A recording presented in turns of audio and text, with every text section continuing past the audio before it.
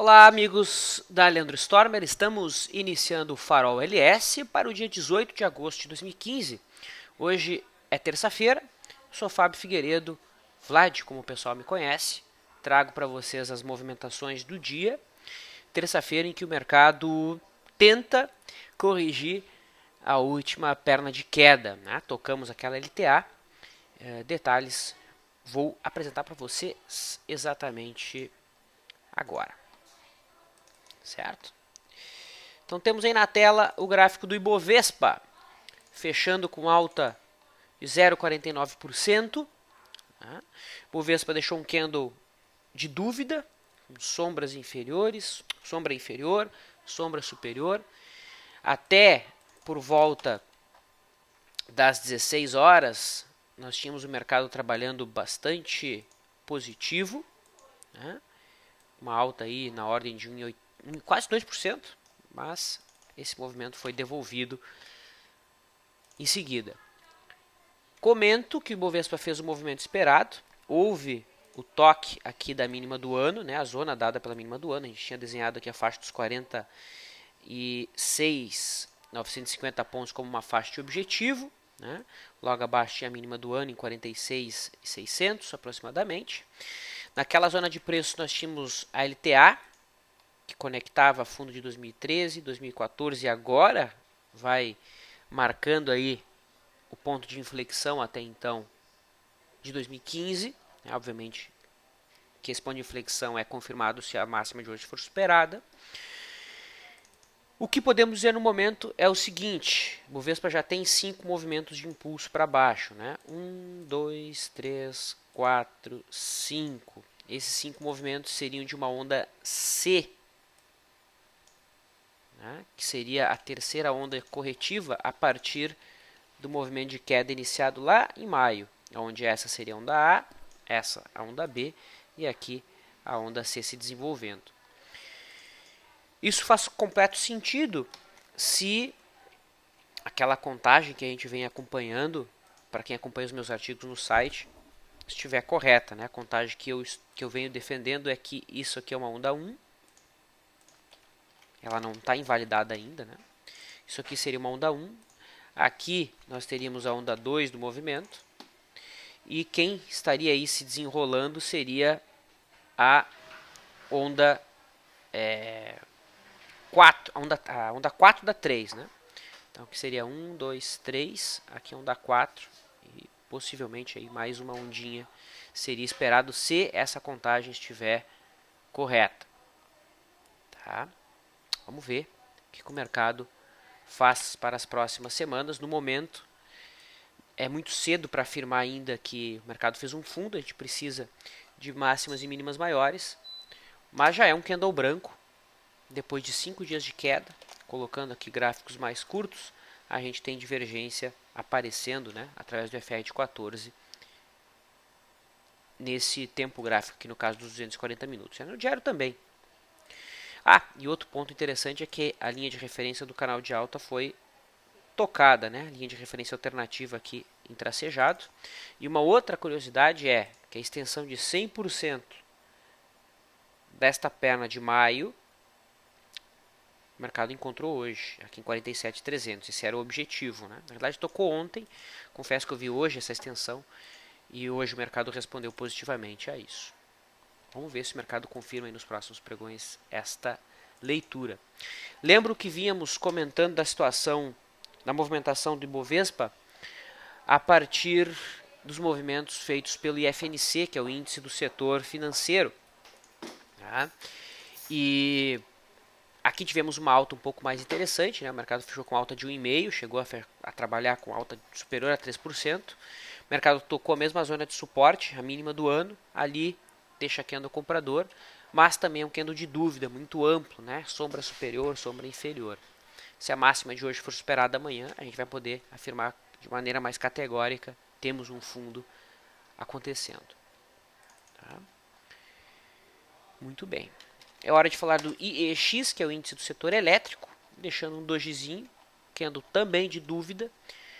O próximo suporte fica em 26.900, a gente já sabe disso, embora o mercado esteja caindo aqui de maneira arrastada, né? Não seria estranho o mercado produzir um repique antes de seguir até o suporte e objetivo dado pela máxima de março. O índice do consumo, ICOM, está na dificuldade de respeitar o fundinho anterior como suporte ou não, né? Já tinha deixado um candle comprador no dia 13, volta a deixar um candle comprador nessa zona. Se o mercado por acaso passar para cima da máxima de hoje, haveria a marcação de um fundo nessa zona. A gente poderia interpretar então esse fundo como respeitado e a expectativa de um repique se desenharia. Tá? Lembrando, um repique, né, dentro de tendência de baixa, zigue-zagues se desenrolam de maneira descendente. Esses são os principais índices brasileiros. Trago aqui o Dow Jones, que hoje deixou um candle pequeno, queda de 0,19%, testando a linha de referência aqui desta cunha, que a gente vem acompanhando. É uma situação muito confusa e complexa na lógica grafista, né? Afinal de contas é uma cunha dentro de um processo de expansão, dentro de um processo de alargamento, ou seja, uma figura dessas já traz um cenário mais indefinido, mais difícil de ser desenhado. Imaginem 3 figuras dessas, uma dentro da outra, a situação fica mais complexa ainda. Quando a gente tem esse nível de complexidade, provavelmente estamos dentro de uma onda 4, que é uma onda corretiva, é o que normalmente costuma acontecer. Ondas 4 costumam se desenrolar em formato complexo. Isso se traduz na expectativa de mais uma onda de impulso que eventualmente até mesmo romperia o atual topo histórico. Óbvio que é cedo ainda para esperar isso, não temos nenhum pivô de alta acontecendo no atual momento. Migrando para as commodities, começo pela avaliação do dólar, que hoje teve um dia de queda, o mercado abriu em alta e fechou negativo. O mercado vai indo em busca do suporte em 3.460, 3.457 pontos no diário. A perda desse configura um pivô de baixa. É importante chamar a atenção desse ponto. Tá? Os juros, contrato de vencimento em janeiro de 2017, também deixou um candle pequeno, baixo volume, candle fechado abaixo de 13,80, consolida um pivôzinho de baixa e a busca eventual aqui do canal de alta de prazo maior. Migrando agora para as commodities, milho teve uma leve queda, quem tem posição aberta por média móvel de 9 segue vendido, quem tem posição comprada pela média móvel de 21, stop abaixo de 27,30. O boi gordo foi um dos grandes destaques positivos do mercado como um todo, né? Afinal de contas confirmou aquela leitura que a gente fez, o mercado rompeu o ombro cabeça a ombro, voltou para testar a neckline como suporte e hoje superou a máxima do candle branco, que havia superado o candle que tocou a zona de suporte. O alvo desse ombro cabeça a ombro fica lá na faixa dos R$152. Ali nós temos a projeção de 100% do ombro cabeça a ombro. Temos os fundinhos em um topinho anterior e também aqui a retração de 61,8% de todo esse movimento de queda que o mercado apresentou de abril até o mês passado. Para fechar as commodities, trago o café, que após ter tocado a zona de resistência em $174, esse aqui é o contrato vencimento em dezembro, né? Perdeu a mínima do candle de ontem, mas fechou positivo. Isso aqui sugere então uma movimentação lateral para os próximos pregões. Comentei que boa parte da alta de Bovespa hoje foi explicado pelo FNC, automaticamente pelos papéis do setor bancário. Né? Trago Itaú, que deixou um candle amplo, assim como o índice. Né? Volume bom. Tocou a zona de suporte 25,86, respondeu positivamente. Se o mercado superar a máxima de hoje, abre-se um espaço para repique. Caso isso aconteça, a resistência em R$30 passa a ser o objetivo. BBDC4 tem uma leitura semelhante, voltou a fechar comprador sob um gap, que estava aberto lá em 23,78. Tá? A superação da máxima de hoje abre essa expectativa. Se o mercado ignorar o candle de hoje, estopa todo mundo que foi mais ousado e montou posição nesse pregão. O mercado deve seguir em queda, suporte lá em 19, se isso acontecer. Tá? E Banco do Brasil foi o que apresentou aí a maior alta dos bancos, né? Alta de 3,37, justificado por ser... eu ia dizer que é o papel que tem a maior volatilidade, não é, né? Normalmente é Mas perceba que a vol está em 36, enquanto o YouTube está 37, a volatilidade atual do papel. Tá?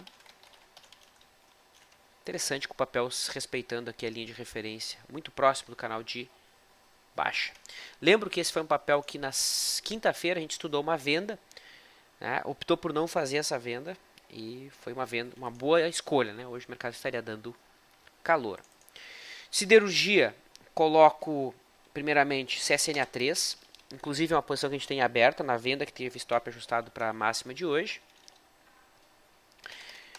Goal 4 perdeu a mínima do fundo anterior, abre espaço então para mais quedas. GGBR4 um pouquinho mais forte que Goal, ainda respeita o fundinho anterior.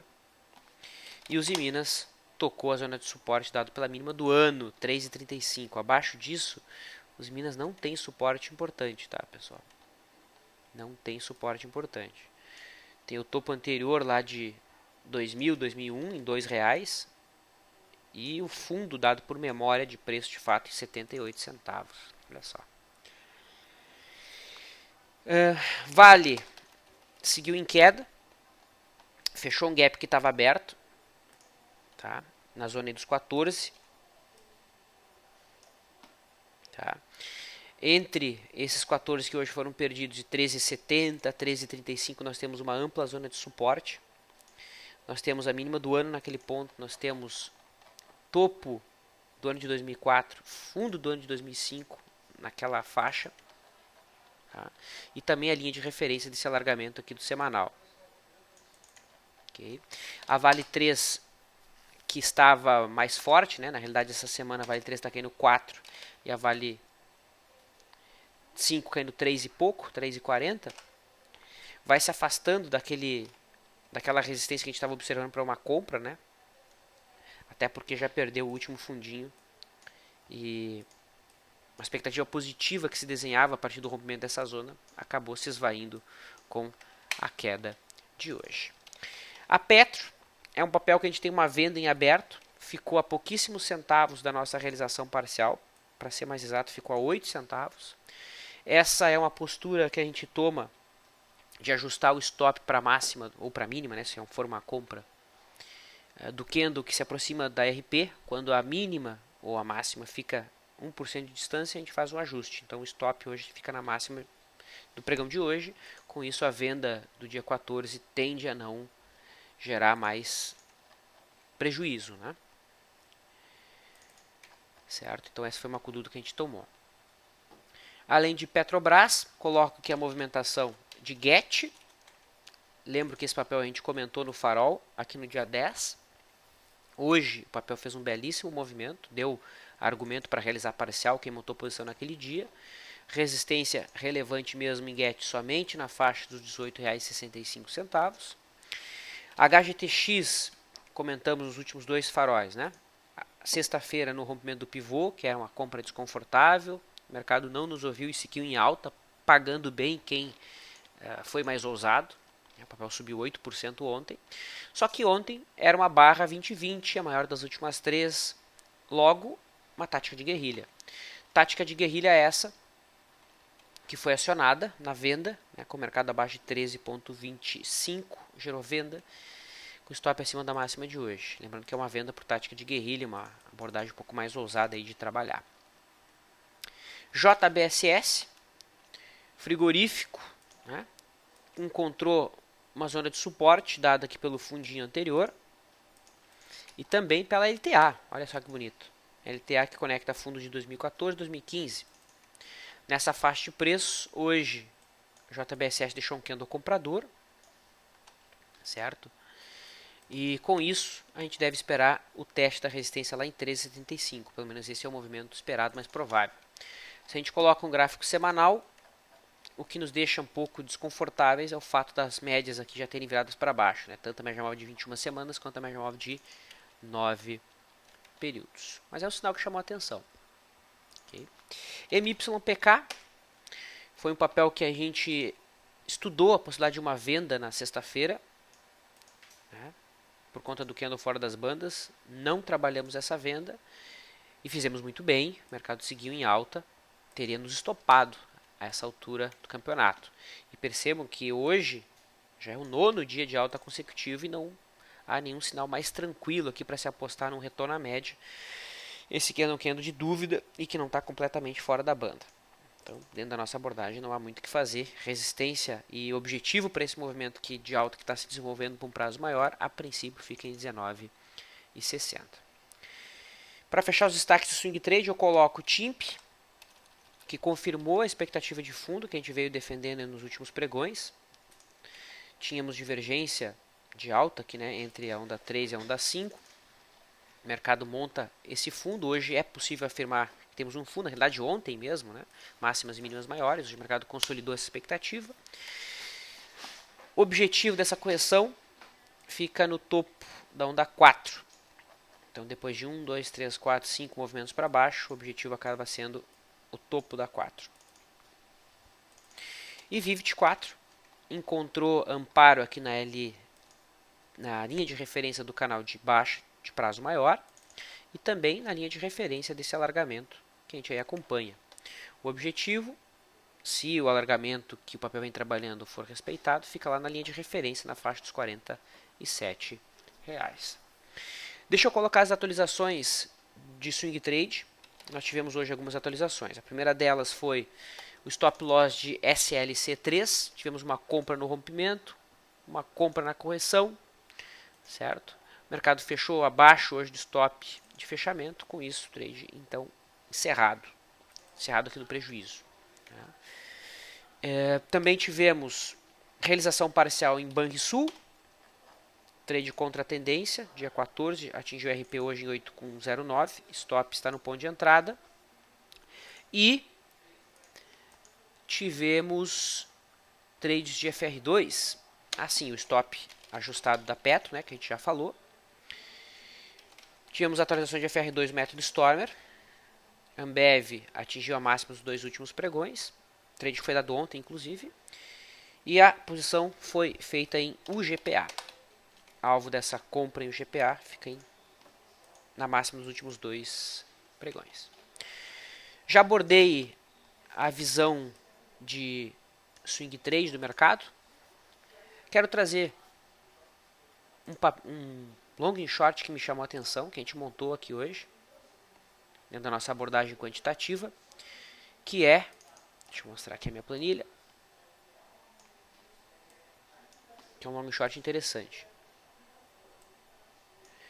Que é o seguinte, compra de TUB 4 e venda de BOVA 11. Tá? Esse gráfico aqui é o gráfico do resíduo estatístico.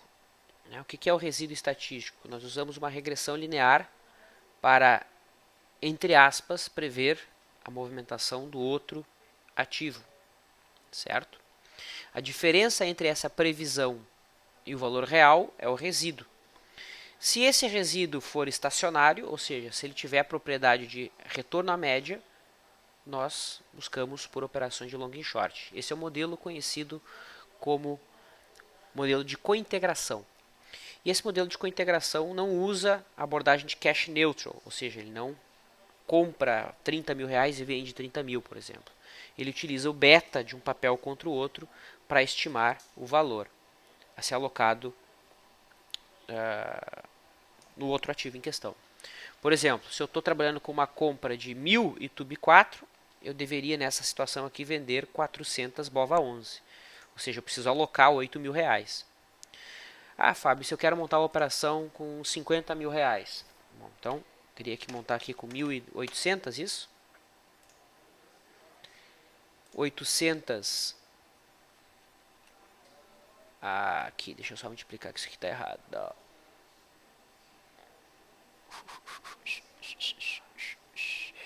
Eu tenho que pegar isso aqui e está errado essa fórmula aqui. Deixa eu pegar bonitinho. É isso aqui vezes isso. Agora sim. Tá? Então, se eu quero trabalhar 1.900 Itaú, que daria 50 mil reais, 51, né, eu precisaria vender 35 de BOVA. Fazendo isso, eu estou zerando o risco de mercado. Eu não estou exposto à oscilação do mercado. Tá? Eu estou me aproveitando unicamente da distorção que houve entre Itube e Bova11.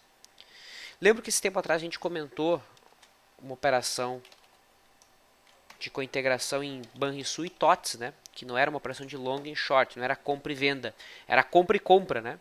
E o mercado respondeu muito bem, né? Os dois ativos acabaram subindo. A gente tem feito bastante esse tipo de operação.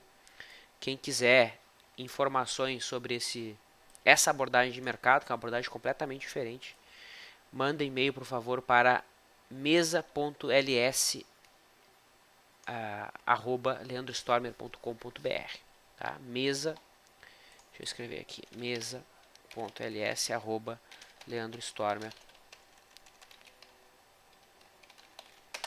tá?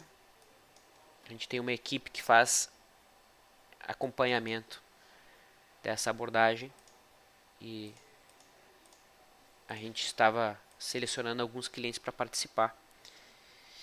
Já selecionamos boa parte, se não me engano ainda tem algumas vagas, tá? Bom, recados dados, eu posso falar agora de day trade. Então eu começo pelo índice futuro, que novamente respeitou aquela linha de referência que a gente vem acompanhando, né? Então o índice e seu alargamento maluco do mês de agosto. O mercado abriu em gap de baixa, gerou venda pelo primeiro movimento. Em seguida gerou stop, o stop estava acima da máxima do dia. Após o stop, o mercado rompeu a linha da água e gerou RP. Infelizmente, a segunda posição acabou sendo fechada no ponto de entrada, né? Então só deu para sair, deu para recuperar uma parte do prejuízo do setup 1. Tá? Mas foi um dia interessante, o mercado se segurou aqui na resistência dos 48.830. Tá? Não fechou muito bem, a propósito. O suporte fica agora na mínima de hoje. Não me estranhe o mercado fazer um movimento de teste até aquela zona. Tá? Então tá aí os horizontes para amanhã o mercado trabalhar. Dólar. O dólar abriu em gap de alta, testou a resistência em 3.518, 3.519 pontos, rompeu a linha da água, gerou venda, atingiu o RP, mais tarde o high low virou, o trade foi encerrado. O dólar agora a gente pode fazer pequenos ajustes aqui nas zonas de suporte, né? Então suporte aqui em 3.470, abaixo disso nós já temos o suportão, que é aquele suporte do diário de 3.460. Temos uma resistência mais curtinha, que é a máxima de hoje, em 3.489. Acima disso, somente a máxima da semana, 3.518. Tá? Então o dólar está mais interessante para compra do que para venda. Teria mais espaço para subir do que para cair. Né? Para baixo ele está meio truncado. No intraday, quem de fato chamou a atenção hoje foi os papéis do setor bancário. Eu praticamente estava de olho para venda, mas não gerou venda, acabou gerando compra.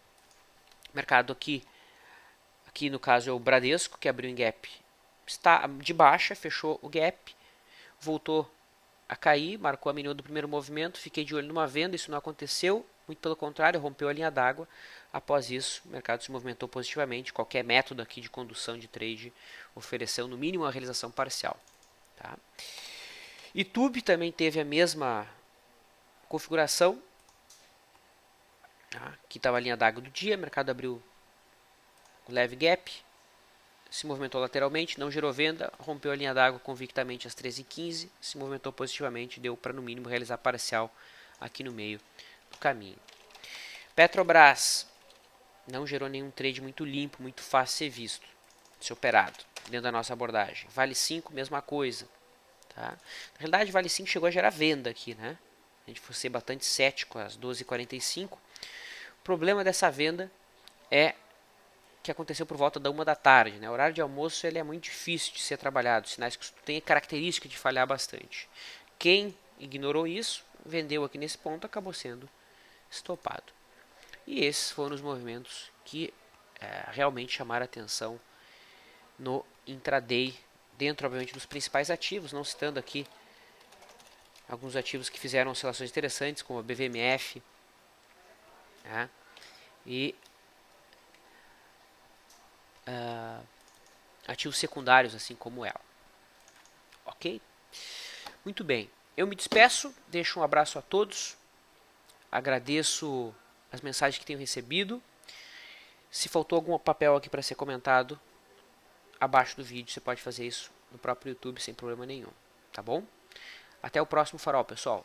Valeu!